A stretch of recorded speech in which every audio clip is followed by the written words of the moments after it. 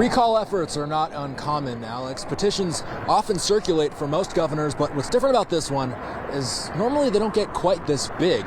The recall effort against Governor Newsom so far has 1.6 million signatures.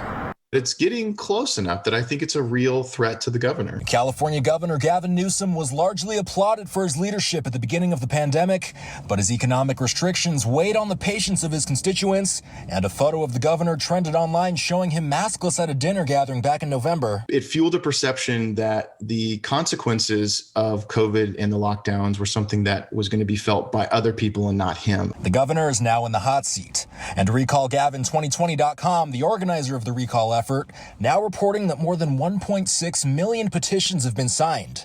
This despite some positives that have happened under his command. Our economy is doing better, even though it's not doing good. It's doing better than many other states. Our state government budget is in a surplus, which was totally unexpected. He cannot provide us the vaccine.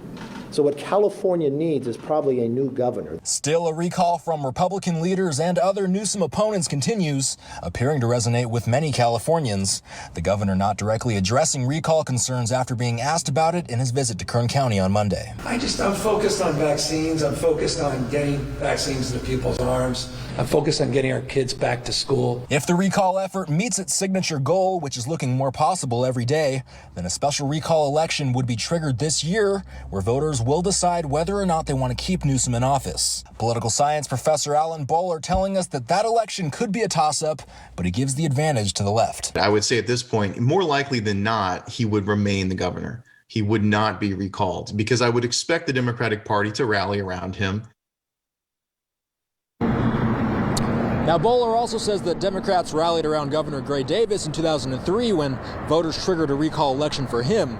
He was removed from office, but Bowler tells us that the difference between now and then is ultimately Governor Newsom's approval rating. Newsom is still in the 40s or 50s at this point, whereas Davis at the time was in the 20s. In Bakersfield, Austin Westfall, 23 ABC, connecting you. All right, thank you, Austin.